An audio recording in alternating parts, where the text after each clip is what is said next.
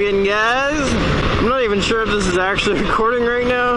To be honest, I don't really care. It gets me to my destination, and I don't know. If it goes, it goes, whatever. Anyway, I'm assuming the camera's on. What was that? That was weird, like misfired. I was thinking, like, when you get a bike from the factory, they do run lean. So I was thinking of maybe getting a power commander for this bike, because I do notice, like, the power is shit on this bike. I mean, it'll take off, but if you fully open the throttle, it'll just not do shit, really. See, watch. That's full open. It just takes forever, and it's like not fun. Like on my bike, it'll haul ass. Well, it's probably because they got the jet upgrades. Yeah, that is why. But the equivalent of that to an EFI, fuel injected, would be to get, like, reprogram the computer or bypass the computer and just get a power commander. From there you can adjust exactly how much fuel you want in. And the whole point of the power commander is, well, usually, I've never heard of anyone getting a power commander to lean the bike out more, but really the whole point of getting one is to increase your fuel intake. Of course, with that, one would assume you'd get less mileage just because you're using more gas. But I mean, if you think about it, I mean, I haven't really run any tests. I don't know if anyone else has, but if you're running more fuel, I'm sure you're getting more power. And if you're getting more power, I'm sure you're using less throttle, I'm guessing. And if you're using, I mean, you kind of get what I'm going with there, I guess, maybe. So I would assume you have more power for less effort. That's what I'm assuming. Not really sure, though. And, of course, you'll be able to burn more fuel if you open the throttle wide. Probably be able to do, like, power wheelies. I've never tested a power commander ever before, so I don't really know.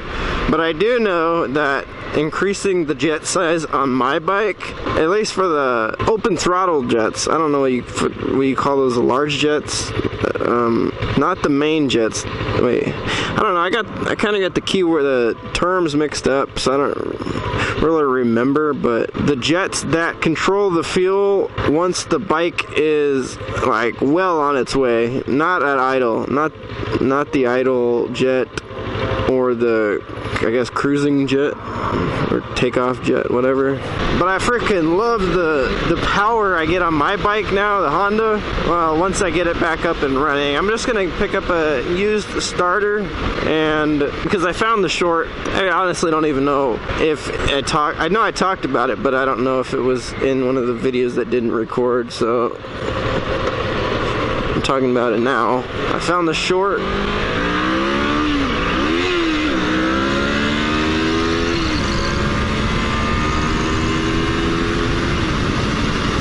So I rebuilt my starter a couple times, and the first time the seals didn't fit correctly, which was kind of odd, and that rebuilt kit was specifically for my starter on the Honda, and for some reason the seals didn't fit, the bearings didn't fit, so I had to do a little modification to it, and I had to use a Dremel tool, sand out some of the metal so it fit. I probably shouldn't have done that. I probably should have left the old one in and scavenged the parts that I couldn't use on the new one, but I didn't.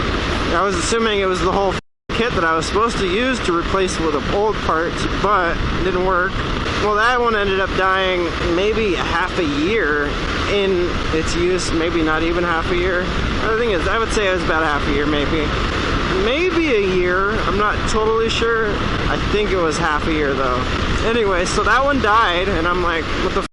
When I'm taking the starter, I have to drain the oil. Well, I mean, I'm sure you know how a starter works, but so the tip of the starter is submerged in oil, and there's seals to prevent it from entering into the starter. Well, the seals that I received did not work. Obviously, I mean, it filled up with oil, and the modifications that I did, what are you doing? Texting. They didn't work, and I probably shouldn't have modified it to try to force it to work. They were just the wrong sizes. So yeah, it was full of oil, and I was actually surprised that it didn't do anything at that point. So I get another rebuild kit. They wouldn't replace my shit, my rebuild, and I'm like, it shouldn't be dead already and filled with oil and not even fit. I did tell them that at the beginning it didn't fit, and they were saying just use the old parts, and I'm like, I already modified it to try to make it fit, and he said it was for this specific bike. They didn't give me any money back or any refund or anything. Can't return it either because, I mean, I already modified it. It won't accept the original parts.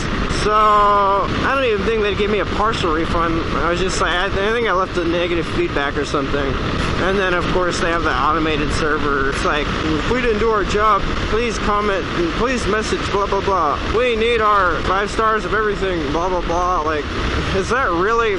That's kind of unprofessional, really. I mean, just for ratings, you want to be unprofessional to your customers just so that you get a good rating.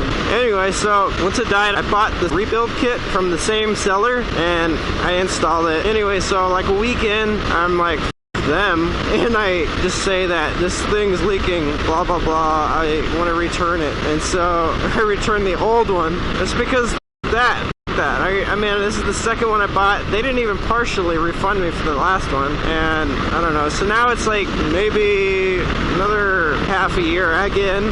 That's when this thing's filling up with oil again, I'm guessing, because it's shorting out, and I talked about it. I followed the diagram on the wiring, and it leads to the starter, and that's the fuse that keeps blowing. Checked all the other wiring and unplugged things, and the very last thing to check is the starter. And I noticed that before, if the oil's all over the place, if I turn the key, it'll blow the fuse. It only blows it if I try to start it, which I guess is swishing the oil around in the starter and touching the hot wire, well, the hot points with the ground, which is the entire thing, entire outside, and that's what's blowing the fuses. So now I'm just going to replace the entire starter and get a used starter. I'm sure it'll work. I mean, as long as it doesn't fill up with oil, it's good. The bike's good, and I should probably just get smaller jets, idle jets, because I know that it's filling up with gas. I mean, just by looking at it. Shanine's not off yet. Yeah, everything else is good. The battery's good, all that. I'm sure that's what killed the battery last time. Just running it with the oil in there, and it was just like shorting it out. I'm hoping that the new battery, well, I didn't put much use on the new battery, so it should still be good. I'm sure it's taking a little bit of damage, but it should be good. Put in the used starter. Actually, I should probably get on that soon, maybe. I mean, I do kind of miss riding my bike, and I'm pretty sure that the problem with my bike was it was getting too much gas at idle, just flooding the engine. Well, not flooding it, but to a point, it's just getting too much gas. I do like the open throttle though. That is beast. Yeah, it's really apparent like what the problem was. If you'd watch my old videos with the Honda, I was getting weird problems. Now that I think about it, I was having problems after I changed the air filter, because I did have not on this one, on the Honda I had a foam, like a really breathable air filter, and then I just put stock on. I bought a stock because the old filter was and I actually had to replace the air box too. I'm pretty sure that the bike is okay. I mean, because I would assume that too much gas is better than not having enough gas, because then it's burning hot. And the fan really never kicked on my bike, I noticed. Hardly ever. I did fix it. I remember it was broken for actually since I got the bike. I don't know, there was a lot of things wrong with it that I fixed. But anyway, I'm probably gonna get a used starter. Well, I am gonna get a used starter. I'm not gonna buy a new one. I don't even think you could find new ones. And what else do I have to replace? I think that's about it. Oh, the carbs. Yeah. I was thinking about buying just a whole carb, like the whole assembly, because there is a crack in the carbs. It's only like the part that connects the other half. So there's 2 carbs and then the other half with the other 2. It's the screw that connects those 2 together. Not the screw, but the screw entry hole is what's cracked. I don't think it really matters, because once it's sitting on the engine, it's kind of permanent. But with that, I was thinking maybe, well, I should have all original parts. That's kind of what I wanted. All original jets and everything. And then I'll just put the bigger, what the hell are they called? The jets that would take lead when you fully open the throttle. I would just put those in, not the main jet. Actually, I should do more research. I don't remember which jets are for what, but I do like the open throttle jets. Those are badass. So much more power. And now that I think about it, I think that's why the bike is such a gas hog.